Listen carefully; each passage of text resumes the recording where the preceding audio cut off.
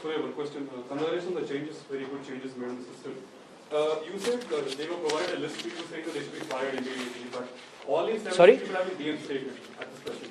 All the 17 employees whom you mentioned were mentioned in list to be fired or re-transfer, as you mentioned. All of them have been reinstated today to South War Room itself. So what is the reason that BBAP gave to fire them and why are they not fired so far? You don't know the answer, but you still read out the names of them. They Any gave particular name? that is exactly what I asked. Any particular reason you read out the names? The list was given. As what? That this was a list of names. This was the list that was given. Okay. I questioned why they were appointed, how they were appointed, what was the process of appointing. The video is there. You can go and get the verbatim from the video. Why was the list made? Did you ask that question? You should ask the officers who made it. 1 second. Just to put that verbatim in the video.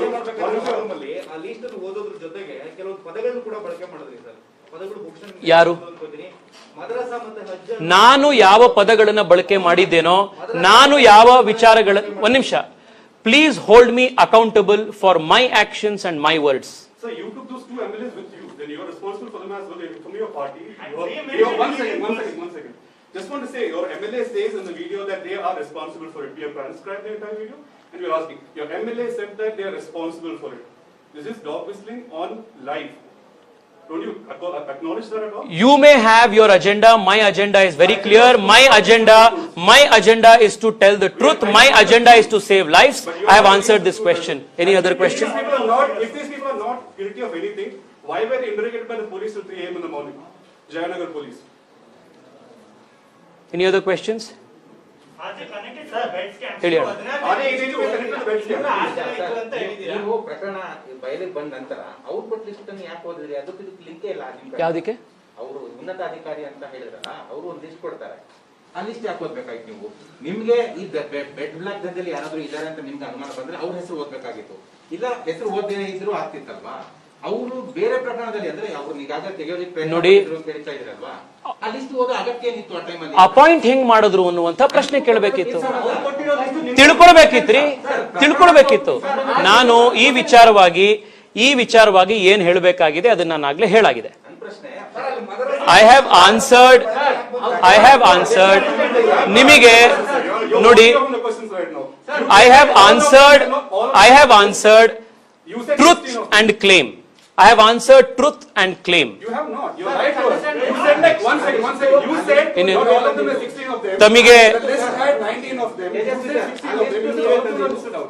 ಅದು ನಿಮ್ಮದೇ ಅದು. ಯಾವ ಹಿರಿಯ ಅಧಿಕಾರಿಗಳು ಕೊಟ್ಟಿಲ್ಲ ನಾನು. ಯಾರು ಹೇಳಿದ್ರು ತಮಗೆ? ನಾನು ಅವರು ನೋಡಿ ಅಣ್ಣ ನಿಮಗೆ ನೋಡಿ, ಬೆಂಗಳೂರಿನ ಜನಕ್ಕೆ ಬೇಕಾಗಿರುವಂತದ್ದು ಪಾರದರ್ಶಕ ವ್ಯವಸ್ಥೆಯಲ್ಲಿ ಬೆಡ್ ಸಿಗುತ್ತಿದೆಯಾ ಅನ್ನುವಂತಹ ಒಂದು ಪ್ರಶ್ನೆಗೆ ಉತ್ತರ. ಆ ಪಾರದರ್ಶಕತೆಯನ್ನ ತೆಗೆದುಕೊಂಡು ಬರುವಂತದ್ದು ನಮ್ಮ ಜವಾಬ್ದಾರಿ. ಅದನ್ನ ತೆಗೆದುಕೊಂಡು ಬಂದಿದ್ದೀನಿ. ಈ ಪಾರದರ್ಶಕ ವ್ಯವಸ್ಥೆಯನ್ನ ತೆಗೆದುಕೊಂಡು ಬರುವಂತಹ ಒಂದು ದೊಡ್ಡ ಪ್ರಯತ್ನ ಏನಿದೆ, ಅದನ್ನ ಹಳ್ಳ ಹಿಡಿಸುವಂತಹ ಒಂದು ದುರುದ್ದೇಶದಿಂದ ಒಂದಿಷ್ಟು ಅಜೆಂಡಾಗಳು ಕೆಲಸ ಮಾಡ್ತಾ ಇದ್ದಾವೆ. ಆ ಅಜೆಂಡಾಗಳು ಗೆಲ್ಲಲಿಕ್ಕೆ ನಾವು ಬಿಡೋದಿಲ್ಲ.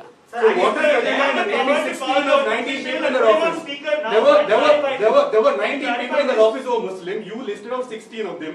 17 of them were put on suspension. You said not all of them are suspended. There were only 19 people there. That is more than 90% of the Muslims in that war room suspended.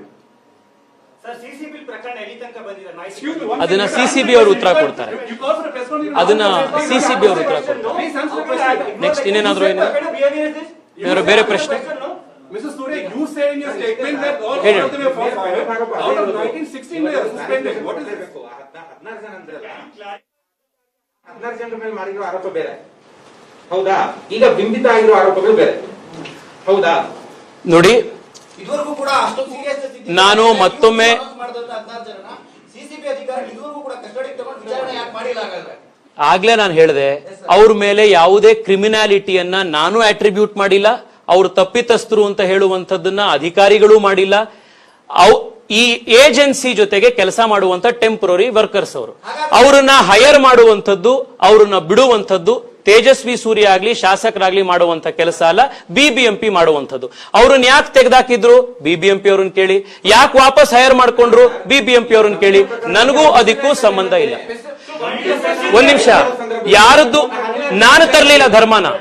ಧರ್ಮ ತಂದಿದ್ ಒಂದ್ ನಿಮಿಷ ಅಣ್ಣ, ಧರ್ಮ ತಂದಿದ್ ನಾನಲ್ಲ. ಹೆಸರು ಯಾಕಂದ್ರೆ ನೀವು ಆ ಸಂದರ್ಭದಲ್ಲಿ ಅಂತ ಆ 16 ಜನರ ಹೆಸರಿನಲ್ಲಿ ಯಾರದ್ದೇ ಹೆಸರಿದ್ದಿದ್ರು ತಂದಿರ್ತಿದ್ದೆ. ಇವ್ರನ್ನ ಹೆಂಗ್ ಹೈಯರ್ ಮಾಡಿದ್ರಿ? ಒಂದ್ ನಿಮಿಷ, 206 ಜನ ಹೆಸರಿತ್ತು. ನನಗ್ ಕೊಟ್ಟಂತ ಲಿಸ್ಟ್ ಯಾವುದು ಅಂತ ಹೇಳಿ ನಾನು ಕೊಟ್ಟಿದ್ದೀನಿ. ಇದು ಸತ್ಯ. ನಂಬೋರು ನಂಬಬಹುದು, ಬಿಡೋರು ಬಿಡಬಹುದು. ಆದ್ರೆ ಸತ್ಯ ಇಷ್ಟೇನೆ. ಅವ್ರ ಹೆಸರಿರುವಂತ ಲಿಸ್ಟ್ ರೀ. ಯಾವ ಲಿಸ್ಟ್ ಅಂತಂದ್ರೆ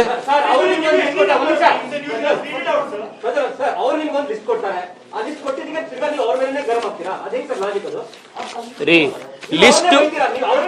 ಲಿಸ್ಟ್ ಕೊಟ್ಟಾಗ ಒಂದ್ ನಿಮಿಷ ಶಾಂತಿಯಿಂದ ಕೇಳಿಸ್ಕೊಳ್ಳಿ.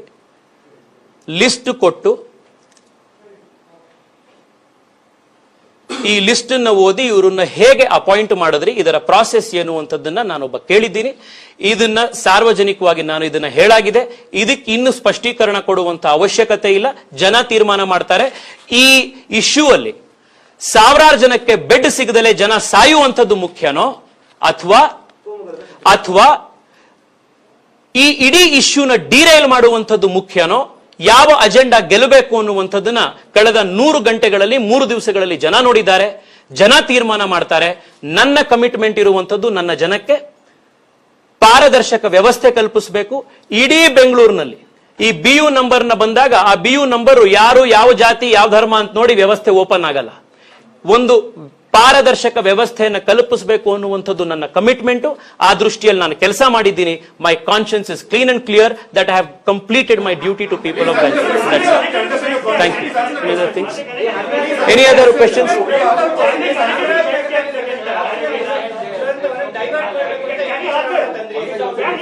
ನೆಕ್ಸ್ಟ್ ಏನಾದ್ರು? Thank you. If we are ಎಲ್ಲ ಪ್ರಶ್ನೆಗಳಿಗೆ ಇರಲಿ. ಥ್ಯಾಂಕ್ ಯು ಎಲ್ರಿಗೂ ಧನ್ಯವಾದ. Thank you so much. ಎಲ್ರೂ ತಾವು ಬಂದು ಈ ಒಂದು ಬಹಳ ಪ್ರಮುಖ ಪ್ರೆಸ್ ಮೀಟ್ ಅನ್ನ ಕವರ್ ಮಾಡಿದ್ದೀರಿ. ಬೆಂಗಳೂರಿನ ಈ ಪ್ರಮುಖ ಇಶ್ಯೂ ಅಲ್ಲಿ ತಮ್ಮೆಲ್ಲರ ಸಹಭಾಗಿತ್ವ ಇರಬೇಕು ಅಂತ ಹೇಳಿ ನಿಮ್ಮೆಲ್ಲರಲ್ಲೂ ಮನವಿ ಮಾಡ್ತಾ ಇದ್ದೀನಿ. ನಮಸ್ಕಾರ.